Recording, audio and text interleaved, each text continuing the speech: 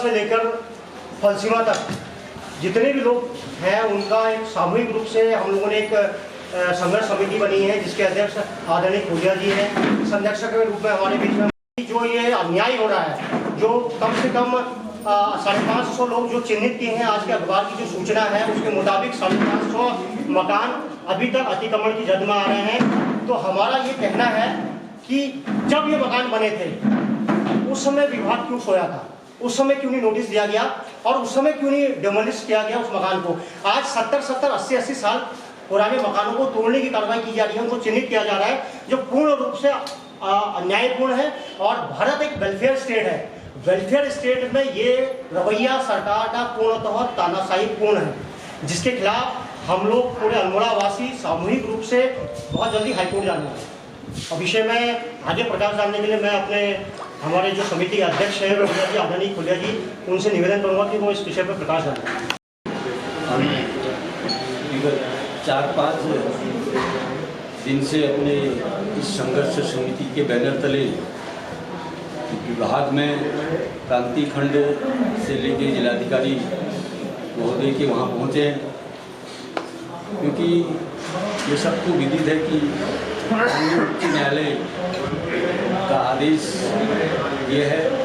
और इसमें हमने जो आज तक विभाग में जो परीक्षण कराया और अभी हम नीचे भूले जो है कार्यालय में पहुँचे थे, इसमें विभाग की बहुत बड़ी लापरवाही है।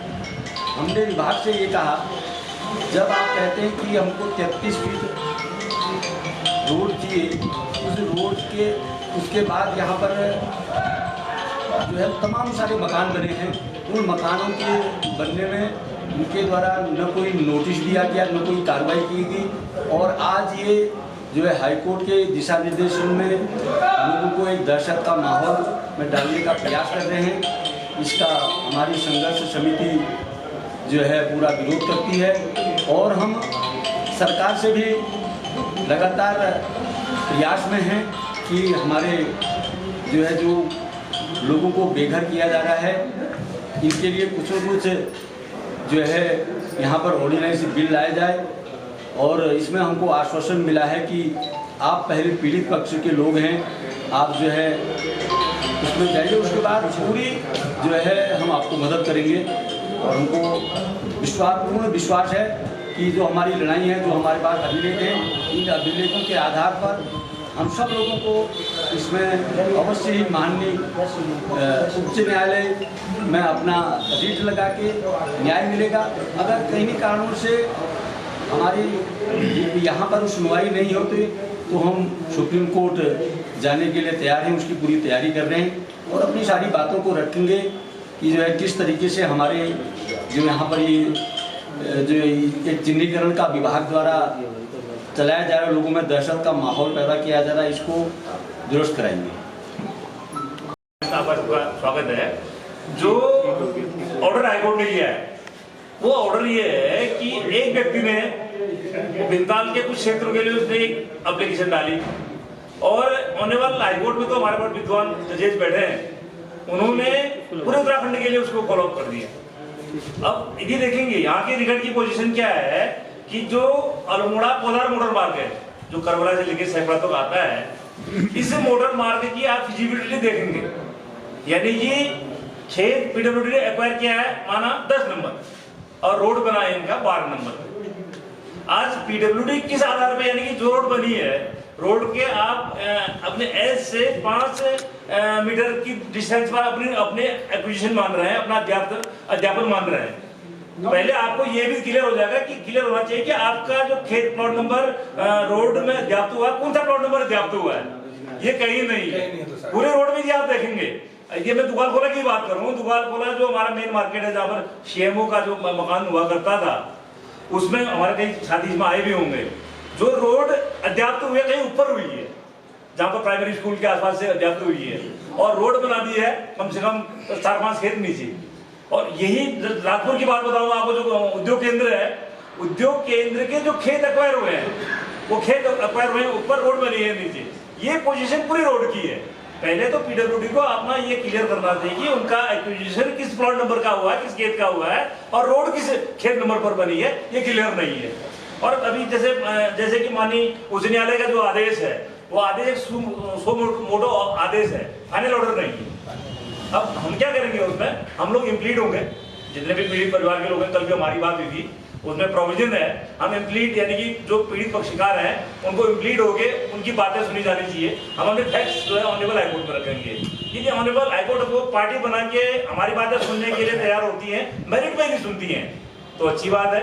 यदि वो हमें इम्प्लीड करने से डिनाई करते हैं, हमारी एप्लीकेशन को रिजेक्ट करते हैं, तो फाइनली उसके बाद हमें सुप्रीम कोर्ट जाने के लिए तब बाध्य होना पड़ेगा। उससे पहले हमारा जो पोजीशन है, हमारी लीगल पोजीशन यही है कि हमें इम्प्लीमेंट के लिए हमको ऑनरेबल हाईकोर्ट में जाना है। लेकिन मैं आप लोगों के माध्यम से थोड़ा सा आपसे गुजारिश करना चाहूंगा, जिस तरह से न्यूज आ रही है आज लोग बड़े दहशत में, थोड़ा सा इसलिए मैं निवेदन ये करना चाह रहा हूँ कि फैक्ट्स थोड़ा सही आ जाएंगे तो कम से कम जो लोग आज बेचारे सो नहीं पा रहे हैं, दहशत में हैं, वो थोड़ा सा आप लोगों का सहयोग यदि मिलेगा निश्चित तौर पर जो 60-70 साल से जिन्होंने मकान बना रखे हैं, जिन्होंने जो लोग रह रहे हैं, जिनका रोजी रोटी इसी दुकान मकान से है, तो वो बेचारे बेघर हो जाएंगे। थोड़ा सा मेरा पत्रकारों से ये निवेदन है कि इसकी लीगलिटी और इलीगलिटी पर थोड़ा सा आप लोग जाएंगे तो बड़ा फायदा पब्लिक को मिलेगा और उसकी जो हकीकत है, जो सत्यता है, वो ऑनरेबल कोर्ट के सामने भी आ पाएगी। तब से पूर्ववर्ती सरकारों ने पहले भी आए होंगे, पहले भी लोगों ने शिकायत करी होगी अतिक्रमण हो रहा, उन सब लोगों ने इसको पेंडिंग रखा। तो क्यों ना जो वर्तमान सरकार है, क्या ये इसको पेंडिंग नहीं कर सकती है? सबसे बड़ी भूमिका इसमें माननीय मुख्यमंत्री जी की है। मुख्यमंत्री जी अगर चाहे जनता के हित की बात करेंगे तो कोर्ट में अपने एप्लीकेशन लगाएंगे और ये मामला जी एक तो इनको मुख्यमंत्री जी को सरकार से कोर्ट से निवेदन करना चाहिए कि ये जनहित का मामला है, इसमें लोगों की गाड़ी पैसों की कमाई लगी रहती है, लोगों को बड़ी मुश्किल से मकान बनते हैं, तो इसमें थोड़ा लिबरल कोर्ट को होना चाहिए। और दूसरा ये है कि प्लेन्स और जो पहाड़ है इसकी भौगोलिक भूमिका बहुत अंतर है, शायद आपने इस बारे में देखना, प्लेन्स और पहाड़ को इन्होंने एक ही तराजू में खोल दिया, जो नियम प्लेन्स में है वही नियम पहाड़ में भी लगा दिए गए। तो ये चीज़ों को भी थोड़ा सा आप लोग उसका खुद भी संज्ञान लेके पहले देख लेना, तो ये भी एक गलत चीज़ है। और अगर सरकार चाहेगी तो कोर्ट को अध्यादेश लाके या कोई भी चीज़ करके जिससे जनता का हित हो, ये रोका जा सकता है। देखिए, वो यूपी का road side land control act था 2014 में रिफॉर्म होकर उत्तराखंड में लागू हुआ और वो एज इट इज है, जो सेंटर से दूरी प्लेन्स में है वही सेंटर से दूरी पहाड़ों में भी है, जो एक तरह से अन्यायपूर्ण है पहाड़ के लोगों के साथ। क्योंकि रोड पहाड़ में रोड की चौड़ाई वैसी कम होती है और ये मतलब एज पर एज जैसे प्लेन्स का जो मानक है वही मानक उत्तराखंड में है। इसको लेकर भी हम एक ग्राउंड बना के हाईकोर्ट में जाएंगे और उस पर हम उम्मीद करेंगे कि हाईकोर्ट दिशा निर्देश सरकार को उसमें पहाड़ की भौगोलिक स्थिति के अनुसार सेंटर से दूरी तय की जाए। देखिए, road side land control act के नाम पर पूरे उत्तराखंड को रोड में लाने का काम आज सरकार के द्वारा किया जा रहा है और हम लोग पिछले 4-5 दिनों से पूरे अल्मोड़ा में एक बड़ा मूवमेंट हम लोग क्रिएट कर रहे हैं, लोगों को जागरूक करने का काम कर रहे हैं। क्योंकि अगर हमारा सीधा प्रश्न यह है कि आज लोग 50-50, 60-60 सालों से इन जगहों पे रह रहे हैं, रोड के किनारे रह रहे हैं, उनके मकान हैं, उनका व्यवसाय चलता है और उनके पास अपनी ज़मीन के भू स्वामित्व हैं, उनके पास रजिस्टर्ड ज़मीनें हैं, पैतृक ज़मीनें हैं। उसके अलावा जब उन्होंने मकान बनाया है तो मकान बनाने के उनके पास नक्शे हैं। तो मैं प्रश्न पूछता हूं इन विभाग से कि जब प्रशासन से कि जब इनके पास नक्शे हैं तो नक्शे कैसे पास हुए, रजिस्ट्री ज़मीन की रजिस्ट्री कैसे हुई, म्यूटेशन कैसे हुआ, डाका खारिज कैसे हुआ, अगर वो ज़मीन सरकारी ज़मीन थी या फिर विभागीय ज़मीन थी। तो ये अन्यायपूर्ण जो विभाग के द्वारा और सरकार के द्वारा जो अन्याय किया जा रहा है अतिक्रमण के नाम पर, इसके खिलाफ एक वृहद आंदोलन हम लोग अल्मोड़ा से करेंगे। चूँकि अल्मोड़ा बुद्धिजीवी की नगरी रही है, इतिहास में भी बहुत बड़ी बड़ी क्रांतियों का शुरुआत अल्मोड़ा से हुई है, तो एक बड़े आंदोलन की शुरुआत अल्मोड़ा से करेंगे जिससे देहरादून को हम हिलाने का काम करेंगे। साथ ही साथ हम लोग बहुत जल्दी कल परसों में कोर्ट में हाईकोर्ट में जाएंगे लीगल रेमेडी के लिए। धन्यवाद। हम सारे लोग जब आज ऑफिसों में जा रहे हैं तो हमको वही कहा जा रहा है कि ये जो है हाईकोर्ट का आदेश है और वास्तविक रूप में जब हमने परीक्षण किया तो आदेश हाईकोर्ट का है और हाईकोर्ट का आदेश होने के बाद हम सब लोगों को जो है ये जो विभाग के लोग हैं ये प्रांतीय खंड जो है पूरी तरीके से गुमराह कर रहे हैं। कभी कह रहे हैं आपका संरेखण, हमें अभी जानकारी मिली कि जो हमारी पौधार, ये करबला पौधार मोटर मार्ग है, ये मोटर मार्ग का जो सर्वे है वो सर्वे अपनी जगह पर ही नहीं है। ये रोड ऊपर और नीचे इसको डाला गया है। इसलिए जब ये ऊपर नीचे, आज हम इसके पूरे कागज़ निकलवा रहे हैं। इन कागज़ों के आधार पर हम आगे की इसमें लड़ाई लड़ेंगे और सरकार के द्वारा हमको आश्वस्त किया गया है कि हम पूरी आप जनता के साथ खड़े हैं और अपनी तरीके से आप, क्योंकि जब हाईकोर्ट का डिसीजन है तो पहले आपको अपनी लड़ाई लड़नी पड़ेगी और हम आपके साथ जो भी होगा अन्याय नहीं होने देंगे। ये पूरा आश्वासन हमको सरकार की तरफ से मिला है। नहीं, हमने शुरुआत, ये एक कहिए कि अब मेरे दिमाग में आया कि ये कार्रवाई होनी चाहिए, हमने इसकी शुरुआत करी है। तो इसमें हमारी खतियाड़ी और अभी लमगड़ा के लोग और सारे लोग इसमें जुड़ने वाले हैं। और पहले हम जो है अभी विशेषकर हमारा जो राजनीतिक रूप में किसी का सहयोग नहीं लेने का मन इसलिए हो रहा है क्योंकि 5 तारीख को जिलाधिकारी महोदय ने, कल हमारी जब वार्ता हुआ थी, उन्होंने कहा कि 5 तारीख तक आपके पास समय है। 5 तारीख के बाद जो है फिर हम आगे को स्टेप लेने के लिए मजबूर हैं। इसलिए हमारा अभी ध्यान सीधे जो है हाईकोर्ट के निर्णय को चुनौती देना है। इसी के लिए हम सब सारे लोग लगे हुए हैं। कैलाश शर्मा जी से और सांसद जी के बीआरओ, इनसे वार्ता हुई है। उन्होंने पूरा हमको आश्वासन कंधे से कंधा खड़ा हुआ। और ये जितने हमारे आज 700 जो विभाग द्वारा अब एक डिमोलाइजेशन करने का इनका काम किया जा रहा है। अब क्या ज़रूरत थी कि मतलब उसको अखबार में इतने बड़े हेडलाइन में देने की कि हम इतने परिवारों को हमने जिन्हें, जबकि अभी हाईकोर्ट भी ये नहीं कह रहा है कि आप ये मकान को गिराएंगे। वो हाईकोर्ट कह रहा है कि आप पहले नोटिस दीजिए, नोटिस के बाद पूरी उनकी जो है ज़मीन के कागज़ मांगिए, उसके बाद करें। लेकिन विभाग के अधिकारी जी द्वारा एक ऐसा जो है आदेश दे दिया जिसको जनता में एक बहुत बड़ा आक्रोश है। हम इसकी घोर निंदा करते हैं और आगे की लड़ाई हम जो है पहले हम जो है न्यायिक प्रक्रिया के तहत लड़ रहे हैं। उस पर हमको सफलता वास्तव में मेरी सुप्रीम कोर्ट के जज महोदयों से बातचीत हो चुकी है। उन्होंने कहा आपको हम तुरंत इसमें जो है वकीलों से हमने राय लेके जो है तुरंत आपको इमीडिएटली इसमें स्टे दिलाएंगे, ये आश्वस्त हमको किया गया है। और हम भी आश्वस्त हैं, जब हल्द्वानी बलमपुरा में जो इतना बड़ा प्रकरण हुआ है उसके बावजूद भी सुप्रीम कोर्ट ने उनको रिलीफ दिया है। तो हमारे वहाँ भी जो है वही दिया था, जनहित का मामला था कि जनहित इससे प्रभावित हो रहा है। तो यहाँ की भी जनहित काफ़ी इससे प्रभावित हो रहा है। तो हम सारे लोग एक साथ हैं, एकजुटता रहेंगे और आगे भी इसकी लड़ाई अन्य लोगों में भी साथ जोड़ेंगे। जो माननीय उच्च न्यायालय ने एक व्यक्ति को, एक गांधी नाम के हैं, उन्होंने भीमताल कुछ क्षेत्र के लिए एप्लीकेशन दी थी।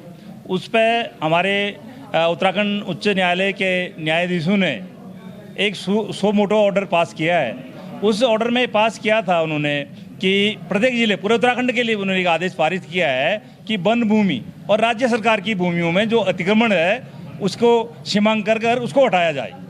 लेकिन मुझे ये समझ में नहीं आता कि जब हमारे ज़िले में, अल्मोड़ा ज़िले में रोड की पोजीशन अपनी जगह नहीं है, यदि हम उसको जो इनका अध्यापन हुआ है, जो एक्विजिशन हुआ है, वो एक्विजिशन अपनी जगह पर नहीं है। जो रोड में प्लॉट नंबर्स, खेत नंबर्स एक्वायर हुए हैं, वो प्लॉट नंबर, खेत नंबर एक्वायर हुए कहीं और के और रोड बनी है कहीं और की। और दूसरा मैं स्पष्ट तौर पे कहना चाहूँगा कि हमारे अध्यक्ष जी भी कह रहे थे, अभी इसमें 5 तारीख को कोई फाइनल ऑर्डर के लिए नहीं है।